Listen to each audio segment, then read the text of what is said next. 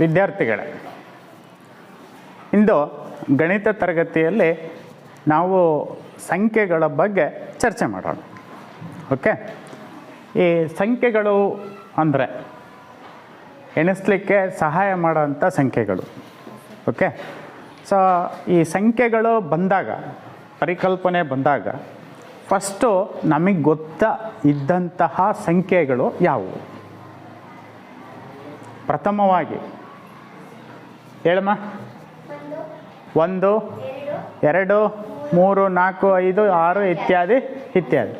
So ಇವೇ ಯಾಕೆ ಬಂದವು ಅಂತ ಹೇಳಿದ್ರೆ, ನಾವು ಎಣಿಕೆ ಪ್ರಾರಂಭ ಅಂತ ಅಂದಾಗ, ಸೊ ನಾವು ಎಣಿಸ್ಲಿಕ್ಕೆ ಪ್ರಾರಂಭ ಆದಾಗ ಎಲ್ಲಿಂದ ಪ್ರಾರಂಭ ಮಾಡ್ತೀವಿ? 2, 3, 4, 5, 6, 7 ಇತ್ಯಾದಿ ಇತ್ಯಾದಿ ಪ್ರಾರಂಭ ಮಾಡ್ತೀವಿ ತಾನೆ.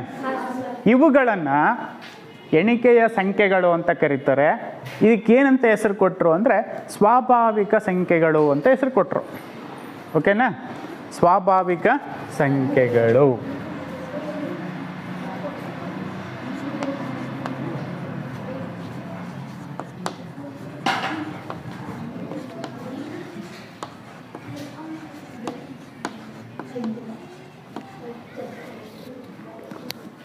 ಈ ಸ್ವಾಭಾವಿಕ ಸಂಖ್ಯೆಗಳನ್ನು ನಾವು ಇಂಗ್ಲೀಷಲ್ಲಿ ನ್ಯಾಚುರಲ್ ನಂಬರ್ಸ್ ಅಂತ ಕರಿತೀವಿ.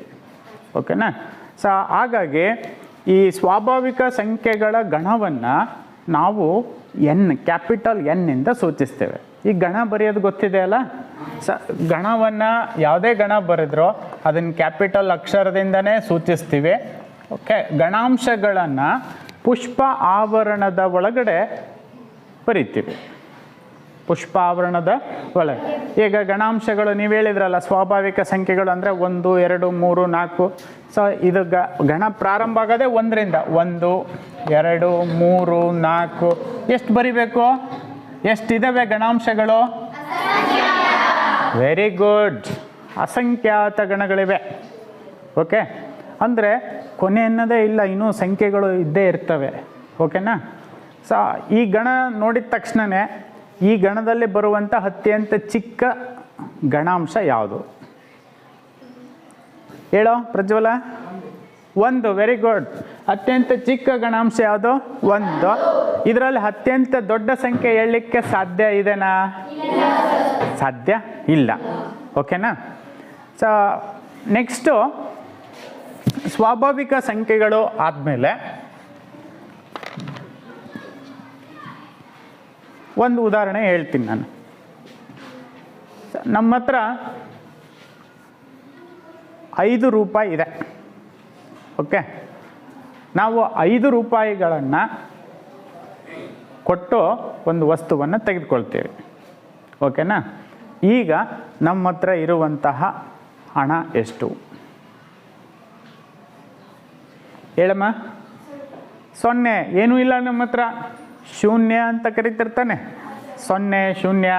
ನಮ್ಮ ಹತ್ರ ಏನೂ ಇಲ್ಲ. ಏನೂ ಇಲ್ಲದ ಸ್ಥಿತಿಯನ್ನು ಶೂನ್ಯ ಸ್ಥಿತಿ ಅಂತ ಕರಿತೀವಲ್ಲ, ಹಂಗೆ ಸಂಖ್ಯೆಗಳಲ್ಲಿ ಏನೂ ಇಲ್ಲ ಅಂದರೆ ಏನಂತ ಕರೀತಾರೆ? 0. ಓಕೆ, ಈ 0ಯ ಮಹತ್ವ ಭಾಳ ಇದೆ ಮಕ್ಕಳೇ. ಇದು ಪ್ರಶ್ನೆಗೆ ಉತ್ತರ ಇದು ನಿಮಗೆ ಎಲ್ಲರಿಗೂ ಗೊತ್ತಿದೆ. ಕೇಳ್ತೀನಿ, ಕೈ ಎತ್ತಬೇಕು, ಜೋರಾಗಿ ಹೇಳಂಗಿಲ್ಲ. 0ಯನ್ನು ಕಂಡು ಹಿಡಿದವರು ಯಾರು? ಯಾವ ದೇಶದವರು? ಅಮೀರ್ ಖಾನ್. ಭಾರತೀಯರು. Very good. ಕೂತಳೆ. ಈ 0 ಕಂಡು ಹಿಡಿದಿರೋ ಭಾರತೀಯರು. ಮಕ್ಕಳೇ, ಇದು ಎಂಥ ರೋಮಾಂಚನ ಗೊತ್ತಾ? 0 ಇಲ್ಲದೆ ಹೋಗಿದ್ರೆ ದಶಮಾನ ಪದ್ಧತಿ ಬರ್ತಿದ್ದಿಲ್ಲ. ಸೊ ಹಿಂದೆ ನಮಗೆ ರೋಮನ್ ಸಂಖ್ಯಾ ಪದ್ಧತಿ ಗೊತ್ತಲ್ಲ ನಿಮಗೆ?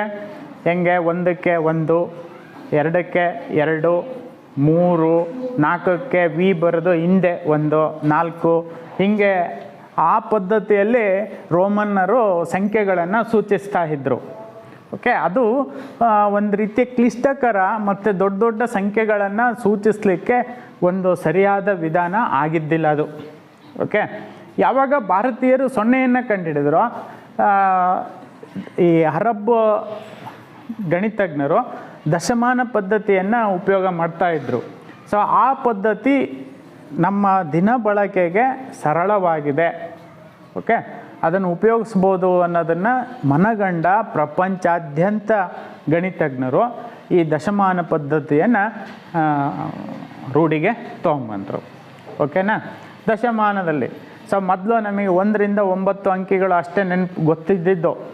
ಯಾವಾಗ 0 ಗೊತ್ತಾಯಿತೋ ಆವಾಗ 10 ಬರೆಯೋದು, ಆಮೇಲೆ 11, 12 ಹಿಂಗೆ ದಶಮಾನ ಪದ್ಧತಿ ಬೆಳವಣಿಗೆ ಆಯಿತು. ಓಕೆ, ಈಗ ಸ್ವಾಭಾವಿಕ ಸಂಖ್ಯೆಗಳ ಗಣದಲ್ಲಿ 0 ಇಲ್ಲ. ಯಾಕೆ ಅಂತ ಕೇಳಿದರೆ, ನಾನು ಆಗಲೇ ಏನು ಹೇಳಿದೆ, ಇವನ್ನ ಎಣಿಕೆಯ ಸಂಖ್ಯೆಗಳು ಅಂತ ಕರಿತೀವಿ. ಎಣಿಕೆ ಪ್ರಾರಂಭ ಆಗೋದು ಎಲ್ಲಿಂದ? 1 ರಿಂದ. 1, 2, 3, 4, 5, 6, 7, 8, 9, 10 ಹಿಂಗೆ ಪ್ರಾರಂಭ ಆಗುತ್ತಾನೆ. ಇಲ್ಲಪ್ಪ ಹಾಕಿ 0 ಅಂತ ನಾವು ಪ್ರಾರಂಭ ಮಾಡ್ತೀವ? ಇಲ್ಲ. ಈಗ ಆ 0ಯನ್ನು ಸೇರಿಸ್ಕೊಳ್ಳೋ ಅಂತಹ ಒಂದು ಅನಿವಾರ್ಯತೆ ಬಂತು ಸಂಖ್ಯಾಗಣದಲ್ಲಿ. ಆವಾಗ ಉಂಟಾಗಿರ್ತಕ್ಕಂತಹ ಸಂಖ್ಯಾಗಣವನ್ನು ನಾವೇನಂತ ಕರೆದ್ವಿ? ಪೂರ್ಣ ಸಂಖ್ಯಾಗಣ ಅಂತ ಕರೆದ್ವಿ.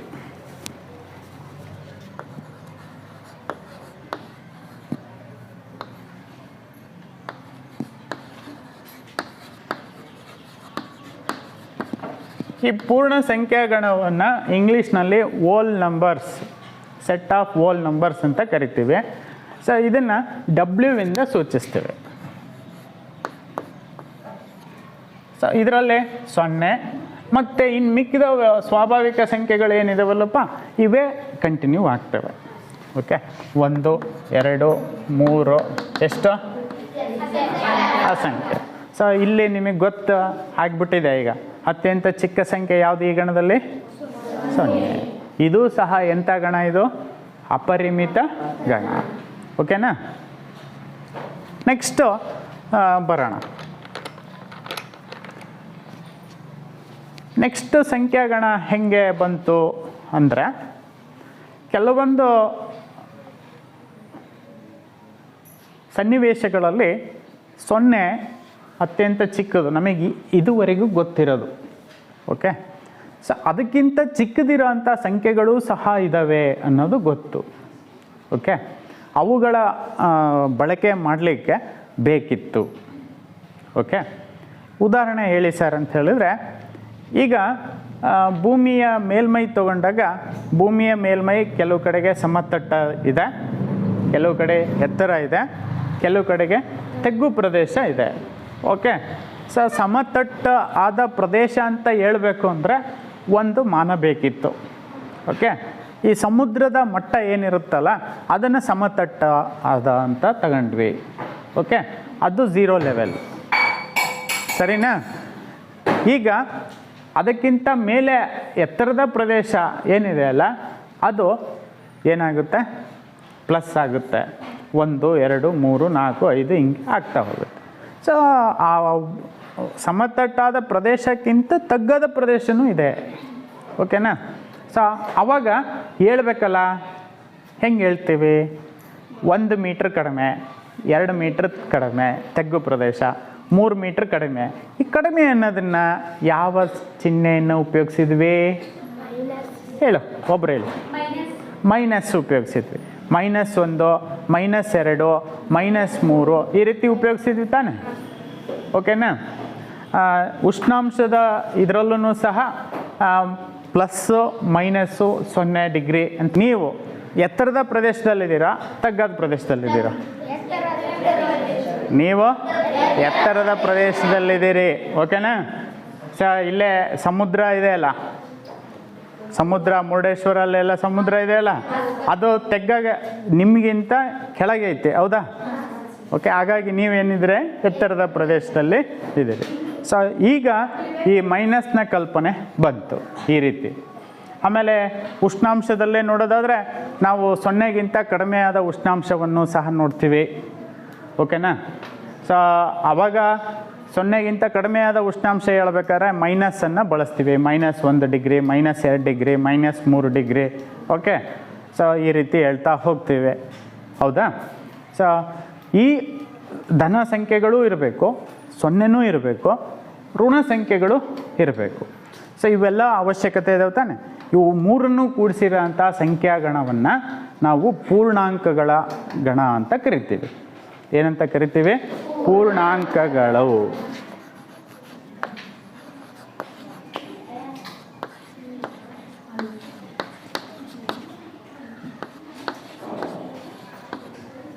ಈ ಪೂರ್ಣಾಂಕಗಳು ಇದನ್ನು ಝೆಲೆನ್ ಅಂತ ಕರೀತಾರೆ. ಜರ್ಮನ್ ಭಾಷೆಯಲ್ಲಿ ಝೆಲೆನ್ ಅಂತ ಕರೀತಾರೆ. ಹಾಗಾಗಿ ಇದನ್ನು ಝಡ್ಡಿಂದ ಸೂಚಿಸ್ತೀವಿ. ಇಂಗ್ಲೀಷ್ನಲ್ಲಿ ಏನಂತ ಕರೀತಾರೆ ಸರ್ ಅಂದರೆ ಇಂಟೀಜರ್ಸ್ ಅಂತ ಕರೀತಾರೆ. ಇಂಗ್ಲೀಷಲ್ಲಿ ಐಯಿಂದನೂ ಸೂಚಿಸ್ತಾ ಇದ್ದರು. ಆದರೆ ಈಗ ಒಂದೇ ಒಂದು ಇರಲಿ, ಸೂಚನೆ ಮಾಡೋವಂಥದ್ದು ಒಂದೇ ಅಕ್ಷರ ಇರಲಿ ಅನ್ನೋದಕ್ಕೆ ಪ್ರಪಂಚಾದ್ಯಂತ ಝಡ್ಡಿಂದ ಸೂಚಿಸ್ತಿದ್ದೇವೆ. ಈ ಝಡ್ನಲ್ಲಿ ಯಾವ್ಯಾವ ಗಣಾಂಶ ನಾವು ಈಗಾಗಲೇ ಕಲ್ತ್ವಿ ತಾನೆ? -3, -2, -1, 0, 1, 2, 3 ಇತ್ಯಾದಿ ಇತ್ಯಾದಿ. ಓಕೆನಾ?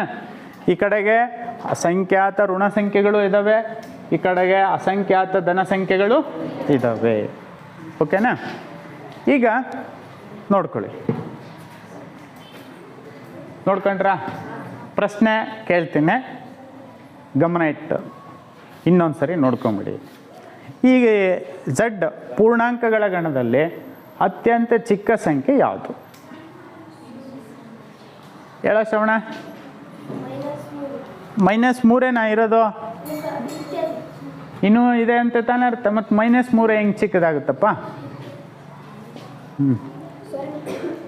ಅಲ್ಲ, ಹೇಳಮ್ಮ. ಅಲ್ಲ ನೋಡಿ, ಇಲ್ಲಿ ಇನ್ನೂ ಈ ಸಂಖ್ಯೆಗಳು ಮುಂದುವರಿಯೋದ್ರಿಂದ ಕೂತ್ಕೊಳ್ಳಿ ಕೊಡಿ. ದೊಡ್ಡ ಸಂಖ್ಯೆನೂ ನಾವು ಹೇಳಲಿಕ್ಕಾಗಲ್ಲ ಯಾವುದಿದೆ ಅಂತ. ಅದೇ ರೀತಿ ಅತ್ಯಂತ ಚಿಕ್ಕ ಸಂಖ್ಯೆ ಯಾವುದು ಅಂತಲೂ ನಾವು ಹೇಳಲಿಕ್ಕೆ ಆಗಲ್ಲ. ಅರ್ಥ ಆಯ್ತಾ? ಇದು ಅಪರಿಮಿತ ಗಣ. ಓಕೆ, ಇದನ್ನು ಇನ್ನೊಂದು ರೀತಿದ್ದನ್ನು ಬರಿತೀವಿ ಮಕ್ಕಳೇ. Z = 0 ± 1 ± 2 ± 3 ± 4 ಈ ರೀತಿನೂ ಬರಿತೀವಿ ನಾವು ಈ ಸಂಖ್ಯಾಗಣವನ್ನು. ಓಕೆನಾ? ನೋಡಿ, ಈಗ 3 ಸಂಖ್ಯಾಗಣಗಳ ಬಗ್ಗೆ ನಾವು ಚರ್ಚೆ ಮಾಡಿದ್ವಿ. ಮೊದಲನೇದು ಸ್ವಾಭಾವಿಕ ಸಂಖ್ಯೆಗಳ ಗಣ, ಅದನ್ನು n ಇಂದ ಸೂಚಿಸ್ತೇವೆ. ಎರಡನೇದು ಪೂರ್ಣ ಸಂಖ್ಯೆಗಳು, ಅದನ್ನು W ನಿಂದ ಸೂಚಿಸ್ತೇವೆ. ಆನಂತರ ಪೂರ್ಣಾಂಕಗಳು, ಅದನ್ನು Z ಇಂದ ಸೂಚಿಸ್ತೇವೆ. ಓಕೆನಾ? ಈಗ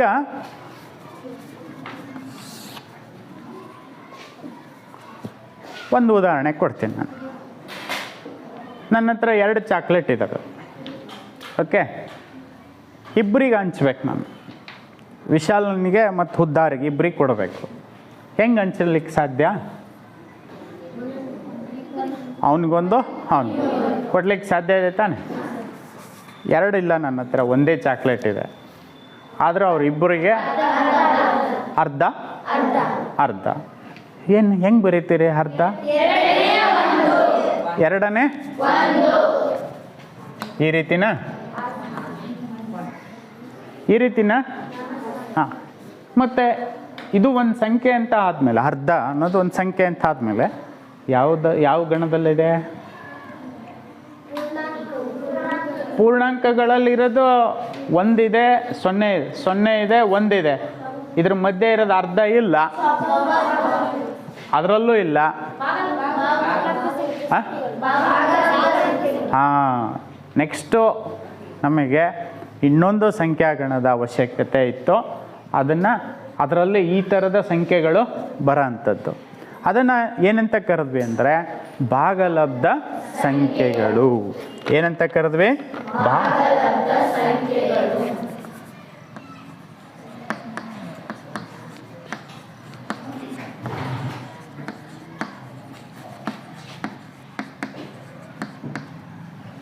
ಈ ಭಾಗಲಬ್ಧ ಸಂಖ್ಯೆಗಳು ಇವನ್ನ ಏನು ಅದಾವಲ್ಲ, 2ನೇ 1, 3ನೇ 1, 5ನೇ 4, 4ನೇ 3, ಇವೆಲ್ಲ ಭಾಗಲಬ್ಧ ಸಂಖ್ಯೆಗಳು. ಓಕೆನಾ? ಉದಾಹರಣೆಗೆ ನೀವು ಹೇಳಿದ್ರಲ್ಲ, 2ನೇ 1, 3ನೇ 1, 4ನೇ 5, ಏಳನೇ 10. ಆಮೇಲೆ ಮೈನಸ್ ಇರೋವನು ಸಹ ನೋಡಿ, -3ನೇ 2, -10ನೇ 8, ಈ ರೀತಿ ಸಂಖ್ಯೆಗಳು.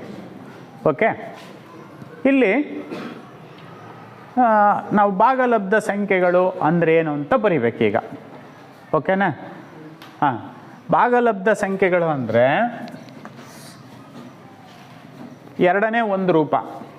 ಎರಡನೇ ಒಂದು ರೂಪ ಅಂದರೆ ಇದನ್ನ ಏನಂತ ಕರಿತೀವಿ? ಭಿನ್ನರಾಶಿ ರೂಪ. ಇದನ್ನೇನಂತ ಕರಿತೀವಿ? ಅಂಶ.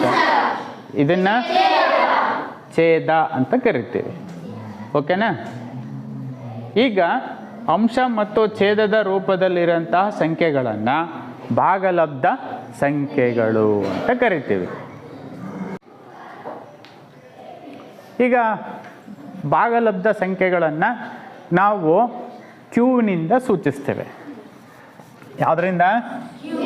ಕ್ಯೂವೇ. ಯಾಕಂದರೆ ಭಾಗಲಬ್ಧ ಕೋಶೆಂಟ್. ಭಾಗಲಬ್ಧ ಕೋಶೆಂಟ್.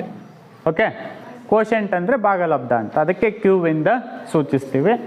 ಸೊ P/Q ರೂಪದಲ್ಲಿ, P/Q ರೂಪದಲ್ಲಿ ವ್ಯಕ್ತಪಡಿಸಬಹುದಾದಂತಹ ಸಂಖ್ಯೆಗಳನ್ನು ಏನಂತ ಕರಿತೀವಿ? ಭಾಗಲಬ್ಧ ಸಂಖ್ಯೆಗಳು ಅಂತ ಕರಿತೀವಿ. ಓಕೆನಾ? ಇಲ್ಲಿ P ಮತ್ತು Qಗಳು ಇದೇನು ಗೊತ್ತಾ ಚಿಹ್ನೆ? ಈ ಟೈಪ್ ಬರಿತೀವಲ್ಲ, ಇದು ಸೇರಿದೆ. ಏನದು ಚಿಹ್ನೆ? ಸೇರಿದೆ. ಯಾವ ಗಣಕ್ಕೆ ಸೇರಿರ್ತಾವೋ ಅಂಶ ಮತ್ತು ಛೇದ ಯಾವ ಗಣಕ್ಕೆ ಸೇರಿರ್ತಾವಂದರೆ ಪೂರ್ಣಾಂಕಗಳಕ್ಕೆ ಸೇರಿರೋಂಥ ಅಂಶಗಳು ಆಗಿರಬೇಕು. Okay, P/Q belongs to Z. ಅಂದರೆ P ಮತ್ತು Qಗಳು Z ಗಣದ ಅಂಶಗಳಾಗಿರಬೇಕು. ಮತ್ತು ಇನ್ನೂ ಒಂದು ಭಾಳ ಇಂಪಾರ್ಟೆಂಟ್ ಆದ ನಿಬಂಧನೆ ಇದೆ. ಏನು ಅಂತ ಹೇಳಿದರೆ Q ಅಂದ್ರೇನು? ಛೇದ. Q ಅಂದ್ರೇನು? ಛೇದ. ಏನಾಗಿರಬಾರ್ದು? 0 ಆಗಿರಬಾರ್ದು. ಸೊ ಇಂತಹ ಗಣವನ್ನು ಭಾಗಲಬ್ಧ ಸಂಖ್ಯೆಗಳ ಗಣ ಅಂತ ಕರಿತೀವಿ. ಸೊ ಭಾಗಲಬ್ಧ ಸಂಖ್ಯೆಗಳು ಅಂದರೆ P/Q ರೂಪದಲ್ಲಿ ವ್ಯಕ್ತಪಡಿಸಬಹುದಾದಂತಹ ಸಂಖ್ಯೆಗಳು. ಇಲ್ಲಿ P ಮತ್ತು Qಗಳು ಯಾವ ಗಣಾಂಶಗಳು? ಯಾವ ಗಣಾಂಶಗಳು? Z ಗಣದ ಗಣಾಂಶಗಳು. ಆಮೇಲೆ ಛೇದ ಏನು ಆಗಿರಬಾರ್ದು? ಕಡ್ಡಾಯವಾಗಿ 0 ಆಗಿರಬಾರ್ದು. ಓಕೆನಾ? ಇಂಥವನ್ನು ಏನಂತ ಕರಿತೀವಿ? ಭಾಗಲಬ್ಧ ಸಂಖ್ಯೆಗಳು. ನೋಡಿ ವಿದ್ಯಾರ್ಥಿಗಳೇ, ಈಗ 4 ಸಂಖ್ಯಾಗಣಗಳ ಬಗ್ಗೆ ತಿಳ್ಕೊಂಡ್ವಿ. ಓಕೆ, ಈಗ ಒಂದು ಚಿತ್ರ ಬಿಡಿಸ್ತೀನಿ ನಾನು.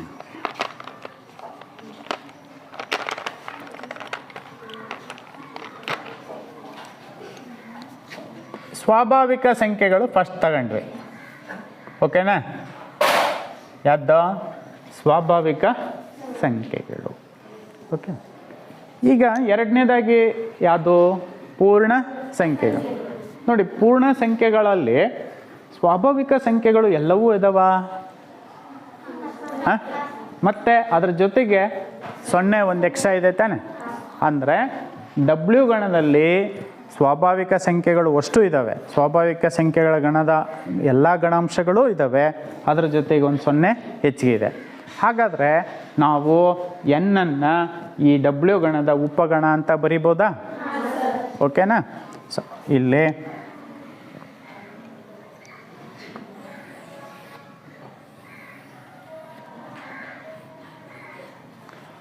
W ಗಣದಲ್ಲಿ ಎಲ್ಲ n ಗಣದ ಅಂಶಗಳು ಇಲ್ಲ.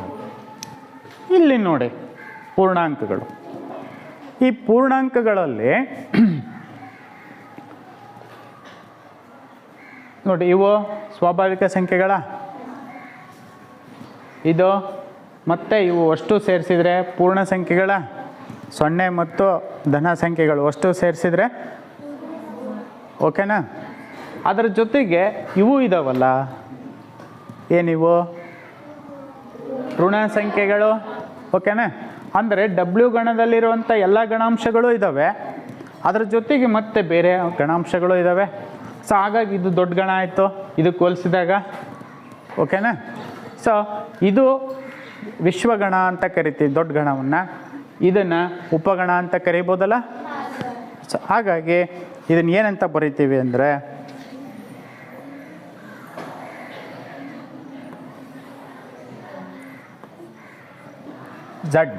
ಝಡ್ ಗಣದಲ್ಲಿ ಡಬ್ಲ್ಯೂ ಇದೆ.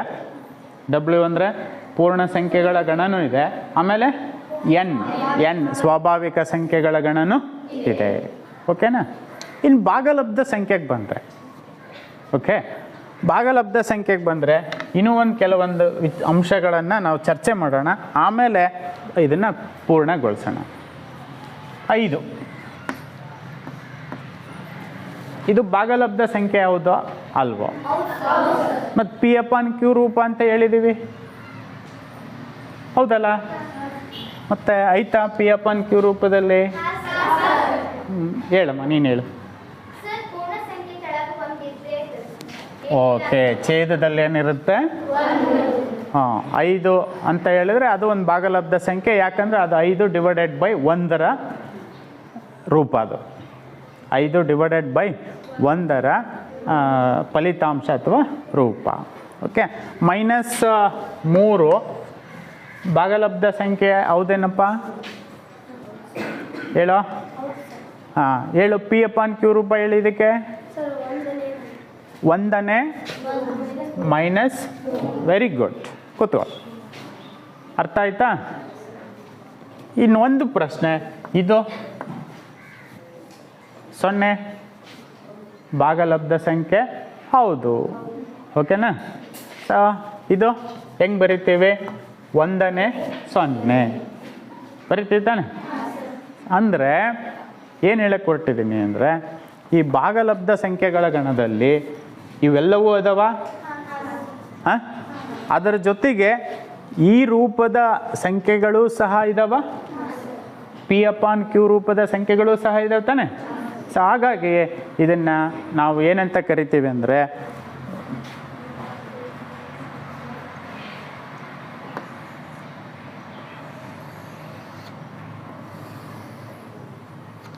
ಕ್ಯೂ ಗಣದಲ್ಲಿ ಝಡ್ ಗಣನೂ ಇದೆ, ಡಬ್ಲ್ಯೂ ಗಣನೂ ಇದೆ, ಎನ್ ಗಣನೂ ಇದೆ. ಹೌದಾ? ಕ್ಯೂ ಅಲ್ಲಿ ಝಡ್ಡು, ಡಬ್ಲ್ಯೂ, ಎನ್ ಎಲ್ಲ ಅಂಶಗಳು ಇದೆ. ಕ್ಯೂವು ನಿಜವಾಗ್ಲೂ ವಿಶ್ವಗಣ. ಓಕೆನಾ? ಸೊ ಇವು ಸಂಖ್ಯಾಗಣಗಳು. ವಿದ್ಯಾರ್ಥಿಗಳೇ, ಇಷ್ಟು ಹೊತ್ತು ನಾವು 4 ಸಂಖ್ಯಾಗಣಗಳ ಬಗ್ಗೆ ಚರ್ಚೆ ಮಾಡಿದ್ವಿ. ಅದರಲ್ಲಿ ನೀವು 7ನೇ ತರಗತಿಯಲ್ಲಿ ಈಗಾಗಲೇ ಸ್ವಾಭಾವಿಕ ಸಂಖ್ಯೆಗಳು, ಪೂರ್ಣ ಸಂಖ್ಯೆಗಳು, ಪೂರ್ಣಾಂಕಗಳ ಬಗ್ಗೆ ಅಭ್ಯಾಸ ಮಾಡಿದಿರಿ. ಅವುಗಳ ಗುಣಲಕ್ಷಣಗಳನ್ನು ಕಲ್ತಿದ್ದೀರಿ. ಓಕೆನಾ? ಈಗ ಈ 8ನೇ ತರಗತಿಯಲ್ಲಿ ನಾವು ಇಂದು ಭಾಗಲಬ್ಧ ಸಂಖ್ಯೆಗಳು, ಯಾವುದು?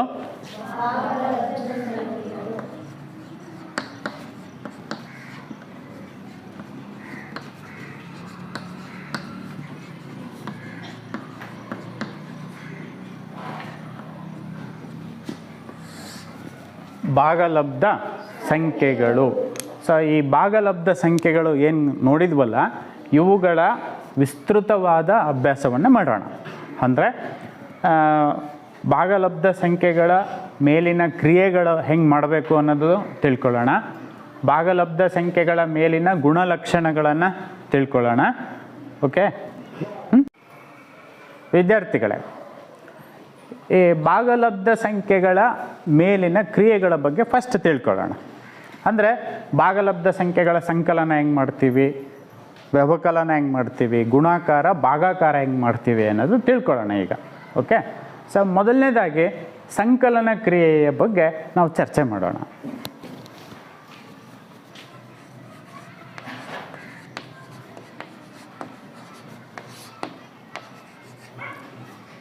ಸಂಕಲನ ಇಲ್ಲಿ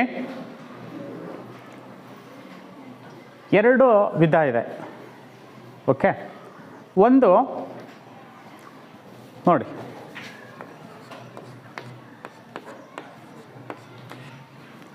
ಈ ರೀತಿಯ ಭಾಗಲಬ್ಧ ಸಂಖ್ಯೆಗಳ ಸಂಕಲನ. ಓಕೆ, ಅಥವಾ ಇದು ಎರಡನೇ ಒಂದೇ ಆಗಿರಬೇಕು ಅಂತೇನಿಲ್ಲ, ಎರಡನೇ 3 ಆಗಿದ್ರು. ಓಕೆ, ಇಲ್ಲಿ ಏನು ಗಮನಿಸ್ತೀರಿ ನೀವು? ಛೇದ ಎರಡೂ ಭಾಗಲಬ್ಧ ಸಂಖ್ಯೆಗಳಿಗೆ ಛೇದ ಒಂದೇ ಇರೋದನ್ನು ಗಮನಿಸ್ತಿರ್ತಾನೆ. ಈ ರೀತಿಯ ಭಾಗಲಬ್ಧ ಸಂಖ್ಯೆಗಳನ್ನು ಸಂಕಲನ ಮಾಡೋದು ಒಂದನೇ ವಿಧ. ಇದು ಹೆಂಗೆ ಅಂತ ಹೇಳಿದ್ರೆ, ಎರಡೂ ಭಾಗಲಬ್ಧ ಸಂಖ್ಯೆಗಳಿಗೆ ಛೇದ ಒಂದೇ ಆಗಿರೋದ್ರಿಂದ ಸಾಮಾನ್ಯ ಛೇದ ತಗೊಳ್ತೀವಿ, ಅಂಶಗಳನ್ನು ಕೂಡಿಸ್ತೀವಿ. ಓಕೆ, 4 ಡಿವೈಡೆಡ್ ಬೈ 2, 2 1 2 2 2/1, 2/1 2 ಅಂತ ಬರಿಬೋದು. ಹೌದಾ? ಇದು ಒಂದನೇ ವಿಧ. ಇಲ್ಲಿ ಏನನ್ನು ಗಮನಿಸ್ತೀವಿ ಅಂತ ಹೇಳಿದ್ರೆ, ಛೇದ ಒಂದೇ ಆಗಿದ್ದರೆ ಸಾಮಾನ್ಯ ಛೇದ ತಗೊಳ್ತೀವಿ, ಅಂಶಗಳನ್ನು ಕೂಡಿಸ್ತೀವಿ. ಇದು ಒಂದನೇ ವಿಧ. ಇನ್ನೊಂದು ವಿಧ ಛೇದ ಬೇರೆ ಬೇರೆ ಇರೋಂಥದ್ದು. ಹೌದಾ? 3ನೇ 1 ಪ್ಲಸ್ 2ನೇ 5. ಛೇದ ಬೇರೆ ಬೇರೆ ಇದ್ದಾಗ ನಾವು ಮೇಲಿನ ರೀತಿಯಲ್ಲಿ ಮಾಡಲಿಕ್ಕೆ ಬರಲ್ಲ. ಮತ್ತೇನು ಮಾಡ್ಕೋಬೇಕು ಅಂದರೆ, ಮೊದಲನೇದಾಗಿ ಛೇದಗಳ ಲಾಸಹ ತಗೊಂಡು, ಓಕೆ, ಆ ಲಾಸಹ ಛೇದ ಆಗಿರೋಂಗೆ 2 ಭಾಗಲಬ್ಧ ಸಂಖ್ಯೆಗಳನ್ನು ಪರಿವರ್ತಿಸಿಕೊಂಡು ಆಮೇಲೆ ಅದು ಸಂಕಲನ ಮಾಡ್ತೀವಿ. ಇಲ್ಲ ಅಂತ ಹೇಳಿದ್ರೆ ನೇರವಾಗಿ ಛೇದಗಳ ಲಾಸಹ ತಗೊಳ್ತೀವಿ, ಈ 2ನೇ ಸಂಖ್ಯೆಯ ಛೇದದಿಂದ ಅಂಶ ಗುಣಿಸ್ತೀವಿ, 1ನೇ ಸಂಖ್ಯೆಯ ಛೇದದಿಂದ ಈ 2ನೇ ಸಂಖ್ಯೆಯ ಅಂಶ ಗುಣಿಸಿ ಲೆಕ್ಕ ಮಾಡ್ತೀವಿ. ಎರಡೂ ರೀತಿಯಿಂದ ನಾನು ಹೇಳ್ಕೊಡ್ತೀನಿ. ಈಗ 3 × 2 ಛೇದಗಳನ್ನು ಗುಣಿಸ್ಕೊಳ್ಳಿ. ಓಕೆನಾ? ಅಂಶದಲ್ಲಿ ಏನು ಇಡಬೇಕು ಅಂತ ಹೇಳಿದರೆ, ಇಲ್ಲಿ ಈ ಒಂದು ವಿಧಾನ 2 ಭಾಗಲಬ್ಧ ಸಂಖ್ಯೆಗಳನ್ನು ಕೊಟ್ಟು ಅವುಗಳ ಸಂಕಲನ ಕೇಳಿದಾಗ ಮಾತ್ರ ಸಾಧ್ಯ. ಓಕೆ, 2ಕ್ಕಿಂತ ಹೆಚ್ಚಿಗೆ ಭಾಗಲಬ್ಧ ಸಂಖ್ಯೆಗಳನ್ನು ಕೊಟ್ಟಾಗ ಹೆಂಗೆ ಮಾಡ್ಕೋಬೇಕು ಅನ್ನೋದನ್ನು ಮುಂದೆ ತೋರಿಸ್ತೀನಿ ನಾನು. ಈ ವಿಧಾನ ಬರಲ್ಲ. ಇದು ಬರೀ 2 ಭಾಗಲಬ್ಧ ಸಂಖ್ಯೆಗಳ ಸಂಕಲನಕ್ಕೆ. ಓಕೆ, ಸುಲಭ ವಿಧಾನ ಇದು. ಛೇದಗಳನ್ನು ಗುಣಿಸ್ಕೊಳ್ತೀವಿ. ಓಕೆನಾ? ನೆಕ್ಸ್ಟು ಅಂಶದಲ್ಲಿ ಹೆಂಗೆ ಅಂತ ಹೇಳಿದರೆ, 2ನೇ ಸಂಖ್ಯೆಯ ಛೇದದಿಂದ 1ನೇ ಸಂಖ್ಯೆಯ ಅಂಶವನ್ನು ಗುಣಿಸಿ ಇಡ್ತೀವಿ. 1 × 2. ಇಲ್ಲಿ ಪ್ಲಸ್ ಇದ್ದರೆ ಪ್ಲಸ್ಸು, ಮೈನಸ್ ಇದ್ದರೆ ಮೈನಸ್, ಸಂಕಲನ ಇದ್ದರೆ ಪ್ಲಸ್ಸು, ವ್ಯವಕಲನ ಇದ್ದರೆ ಮೈನಸ್ ಇಡ್ತೀವಿ. ಓಕೆ, ನೆಕ್ಸ್ಟು 1ನೇ ಸಂಖ್ಯೆಯ ಛೇದದಿಂದ 2ನೇ ಸಂಖ್ಯೆಯ ಅಂಶವನ್ನು ಗುಣಿಸ್ತೀವಿ. 3 × 5. ಓಕೆ, ಈಕ್ವಲ್ಸ್ 3 2 6 ಛೇದದಲ್ಲಿ. ಇಲ್ಲಿ 1 2 2 ಪ್ಲಸ್ 3 5 15. 2 + 15 17 divided by 6. ಈ 2 ಸಂಖ್ಯೆಗಳ ಸಂಕಲನ ಮಾಡಿದಾಗ ಮೊತ್ತ ಎಷ್ಟು ಬಂತಂದರೆ 6ನೇ 15. ಓಕೆನಾ? ಮತ್ತೊಮ್ಮೆ ನೋಡ್ಕೊಳ್ಳಿ, ಛೇದಗಳನ್ನು ಗುಣಿಸ್ಕೊಳ್ತೀವಿ. ಓಕೆ, ಅದಾದಮೇಲೆ ಅಂಶದಲ್ಲಿ ಏನಿಡಬೇಕು ಅಂದರೆ, ಛೇದ ಅಂಶ ಗುಣಿಸಿ, ಪ್ಲಸ್ ಇದ್ದರೆ ಪ್ಲಸ್ಸು, ಮೈನಸ್ ಇದ್ದರೆ ಮೈನಸ್ಸು, ಛೇದ ಅಂಶ. ಈ ರೀತಿ ಇದನ್ನು ಓರೆ ಗುಣಾಕಾರ ಅಥವಾ ಕ್ರಾಸ್ ಮಲ್ಟಿಪ್ಲಿಕೇಶನ್ ಅಂತ ಕರೀತಾರೆ. ಅರ್ಥ ಆಯ್ತಾ? ಛೇದ ಅಂಶ ಗುಣಿಸೋದು ಇದನ್ನು ಓರೆ ಗುಣಾಕಾರ ಅಥವಾ ಕ್ರಾಸ್ ಮಲ್ಟಿಪ್ಲಿಕೇಶನ್ ಅಂತ ಕರೀತಾರೆ. ಓಕೆ, ಈ ರೀತಿ ಮಾಡ್ತೀವಿ. ಅರ್ಥ ಆಯ್ತಾ ನಿಮಗೆ? ಈಗ ಇದರ ವಿಧಾನವನ್ನು, ಇದೊಂದು ವಿಧಾನ ಒಬ್ಬೊಬ್ಬರೇ ಎದ್ದು ಹೇಳಬೇಕು. ಈಗ ಮೊದಲನೇದು, ಸಾಮಾನ್ಯ ಛೇದಗಳು ಒಂದೇ ಇದ್ದಾಗ ಸಂಕಲನ ಹೆಂಗೆ ಮಾಡ್ತೀವಿ ಹೇಳಪ್ಪ, ನೀನು ಹೇಳೋ. ಹಾಂ, ಒಂದೇ ಛೇದ ತಗೊಳ್ತೀವಿ. ಹಾಂ, ಅಂಶಗಳನ್ನು ಕೂಡಿಸ್ತೀವಿ. ಓಕೆ, ಸರಿಯಾದ ಉತ್ತರ. ಕೂತ್ರು. ಈಗ ಛೇದಗಳು ಬೇರೆ ಬೇರೆ ಇದ್ದಾಗ ಯಾವ ರೀತಿ ನಾವು ಸಂಕಲನ ಮಾಡ್ತೀವಿ? ಗಿರೀಶ ಹೇಳಪ್ಪ. ಹಾಂ, ಅಂಶದಲ್ಲಿ ಇಟ್ಕೊಳ್ತೀವಿ. ಛೇದದಲ್ಲಿ ಛೇದಗಳನ್ನು ಗುಣಿಸ್ತೀವಿ. ಓಕೆನಾ? ಗೊತ್ತು. ಈಗ ಆಗಲೇ ಹೇಳಿದೆ ನಾನು, ಈ ವಿಧಾನ 2 ಭಾಗಲಬ್ಧ ಸಂಖ್ಯೆ ಕೊಟ್ಟಾಗ ಸುಲಭವಾಗಿ ಮಾಡ್ಕೊಳ್ಳೋಕ್ಕೆ ಇದೆ. 3 ಭಾಗಲಬ್ಧ ಸಂಖ್ಯೆ ಕೊಟ್ಟು ಅವುಗಳ ಛೇದ ಬೇರೆ ಬೇರೆ ಆಗಿದ್ದಾಗ ಯಾವ ರೀತಿ ಮಾಡ್ಕೋಬೇಕು ಅನ್ನೋದನ್ನು ನೋಡೋಣ ಅಂತ ಹೇಳಿದೆ. ಈಗ ಒಂದು ಉದಾಹರಣೆ, 3ನೇ 2 ಪ್ಲಸ್ 2ನೇ 1 ಮೈನಸ್ 4ನೇ 3 ಹಿಂಗೆ ಕೊಟ್ಟರಪ್ಪ. 2ಕ್ಕಿಂತ ಹೆಚ್ಚಿಗೆ ಭಾಗಲಬ್ಧ ಸಂಖ್ಯೆ ಕೊಟ್ಟರೆ ಹೆಂಗೆ ಮಾಡೋದು? ಓಕೆನಾ? ಫಸ್ಟು ಮೊದಲನೇದಾಗಿ ಈ ಛೇದಗಳು ಏನಿದಾವಲ್ಲ ಇವುಗಳ ಲಾಸಾಹ ಲಘುತಮ ಸಾಮಾನ್ಯ ಅಪವರ್ತ್ಯ ಕಂಡುಹಿಡ್ಕೋಬೇಕು. ಓಕೆ, ಸೊ ಅದಕ್ಕೆ 3, 2, 4 ಬರ್ಕೊಳ್ತೀವಿ. 2ರಿಂದ ಹೋಗುತ್ತೆ, ಇದು 3 ಹೋಗಲ್ಲ, ಹಂಗೆ ಇಟ್ಕೊಳ್ತೀವಿ. 2 1 2 2. ಓಕೆನಾ? ನೆಕ್ಸ್ಟ್ ಇಲ್ಲಿರೋ ಅಂಥ ಯಾವ ಎರಡು ಸಂಖ್ಯೆಗಳು ಒಂದೇ ಸಂಖ್ಯೆಯಿಂದ ಭಾಗ ಹೋಗಲ್ಲ, ಸೊ ಅದಕ್ಕೆ ಇವಷ್ಟನ್ನು ಗುಣಿಸ್ಕೊಳ್ತೀವಿ. ಓಕೆನಾ? 2 × 3 6, 6 × 1 6, 6 × 2 12. ಸೊ ಹಾಗಾಗಿ 3, 2, 4ರ ಲ ಸ ಹ ಈಕ್ವಲ್ಸ್ ಎಷ್ಟು? 12. ಓಕೆ, ಈಗ ಪ್ರತಿಯೊಂದು ಛೇದವನ್ನು 12ಕ್ಕೆ ಬದಲಾಯಿಸ್ಕೋಬೇಕು. ನೋಡಿ, 3ನೇ 2 ಇದೆ. ಓಕೆ, 3 ಎಷ್ಟಲೇ 12? ಹಾಂ, ಹಾಗಾದರೆ ಛೇದವನ್ನು 4ರಿಂದ ಗುಣಿಸ್ಬೇಕು ತಾನೆ? ಬರೀ ಛೇದವನ್ನು 4ರಿಂದ ಗುಣಿಸಿದ್ರೆ ತಪ್ಪಾಗುತ್ತೆ, ಅಂಶವನ್ನು ಸಹ 4ರಿಂದ ಗುಣಿಸ್ಬೇಕು. ಓಕೆ, ನೆಕ್ಸ್ಟ್ ಪ್ಲಸ್ 2ನೇ 1 ಐತಿ. ಸೊ ಈಗ ಛೇದ 12 ಆಗಬೇಕಂದ್ರೆ 2 ಎಷ್ಟಲೇ 12? 2 6ಲೇ 6ನೇ 6. ಓಕೆನಾ? ಮೈನಸ್ 4 ಎಷ್ಟಲೇ 12? 3ನೇ 3. ಓಕೆ, ಈಕ್ವಲ್ಸ್ 3 4ಲೇ 12, 2 4ಲೇ 8 ಪ್ಲಸ್ 2 6ಲೇ 12, 1 6ಲೇ ಮೈನಸ್ 4 3ಲೇ 3 3ಲೇ. ಈಗ ನೋಡಿ, ಇಲ್ಲಿ ಕಲ್ತಂಗೆ ನಾವು ಒಂದೇ ಛೇದ ಇದೆ ತಾನೆ, ಸೊ ಹಾಗಾಗಿ ಸಾಮಾನ್ಯ ಛೇದ ಅಂತ ತಗೊಳ್ತೀವಿ 12. ಸರಿನಾ? ಅಂಶಗಳನ್ನು ಕೂಡಿಸೋದು ಅಥವಾ ಕಳೆಯೋದು ಮಾಡ್ತೀವಿ. 8 + 6. ಹಾಂ, ಇಲ್ಲಿ ಬಿಡಿಸ್ಬೇಕಾದ್ರೆ ಫಸ್ಟು ಧನ ಸಂಖ್ಯೆಗಳನ್ನು ಕೂಡಿಸ್ಕೊಳ್ಳಿ, ಋಣ ಸಂಖ್ಯೆಗಳು 1ಕ್ಕಿಂತ ಹೆಚ್ಚಿಗೆ ಇದ್ದರೆ ಅವನ್ನೂ ಕೂಡಿಸ್ಕೊಳ್ಳಿ, ಆಮೇಲೆ 1ರಲ್ಲಿ 1ಅನ್ನು ಕಳೀಲಿಕ್ಕೆ ಬರುತ್ತೆ. ಈಗ ಧನ ಸಂಖ್ಯೆಗಳು 8 + 6 14 ಮೈನಸ್ 9. 14ರಾಗೆ 9 ಹೋದ್ರೆ ಎಷ್ಟು? ಅಪಾನ್ 12. ಅರ್ಥ ಆಯ್ತಾ ಈ ರೀತಿ?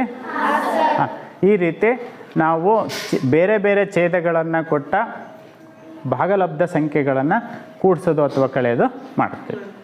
ಓಕೆ ವಿದ್ಯಾರ್ಥಿಗಳೇ, ಈ ತರಗತಿಯಲ್ಲಿ ನಾವು ಸಂಖ್ಯಾ ಗಣಗಳ ಬಗ್ಗೆ ಪರಿಚಯ ಮಾಡಿಕೊಂಡ್ವಿ. ಸ್ವಾಭಾವಿಕ ಸಂಖ್ಯೆಗಳು, ಪೂರ್ಣ ಸಂಖ್ಯೆಗಳು, ಪೂರ್ಣಾಂಕಗಳು ಮತ್ತು ಭಾಗಲಬ್ಧ ಸಂಖ್ಯೆಗಳನ್ನು ಪರಿಚಯ ಮಾಡಿಕೊಂಡ್ವಿ.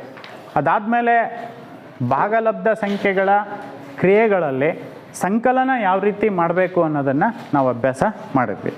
ಮುಂದಿನ ತರಗತಿಯಲ್ಲಿ ಈ ಭಾಗಲಬ್ಧ ಸಂಖ್ಯೆಗಳ ಗುಣಾಕಾರ ಹೆಂಗೆ, ಭಾಗಲಬ್ಧ ಸಂಖ್ಯೆಗಳ ಭಾಗಾಕಾರ ಹೆಂಗೆ ಅಂತ ನೋಡಿಕೊಂಡು ನಂತರ ಭಾಗಲಬ್ಧ ಸಂಖ್ಯೆಗಳ ಗುಣಲಕ್ಷಣಗಳ ಬಗ್ಗೆ ನಾವು ಅಭ್ಯಾಸವನ್ನು ಮಾಡೋಣ. ಓಕೆ, ಸೊ ಈಗ ಮನೆಯಲ್ಲೇ ನೀವು ಏನು ಮಾಡ್ಕೊಂಬರ್ಬೇಕು ಅಂದರೆ, ಸ್ವಾಭಾವಿಕ ಸಂಖ್ಯೆಗಳು ಅದಕ್ಕೆ ಒಂದು ಫ್ಲ್ಯಾಶ್ ಕಾರ್ಡು, ಪೂರ್ಣ ಸಂಖ್ಯೆಗಳಿಗೆ ಒಂದು ಫ್ಲ್ಯಾಶ್ ಕಾರ್ಡು, ಆಮೇಲೆ ಪೂರ್ಣಾಂಕಗಳಿಗೆ ಒಂದು ಫ್ಲ್ಯಾಶ್ ಕಾರ್ಡು, ಭಾಗಲಬ್ಧ ಸಂಖ್ಯೆಗಳಿಗೆ ಒಂದು ಫ್ಲ್ಯಾಶ್ ಕಾರ್ಡನ್ನು ಮಾಡ್ಕೊಂಬರ್ಬೇಕು. ಓಕೆ.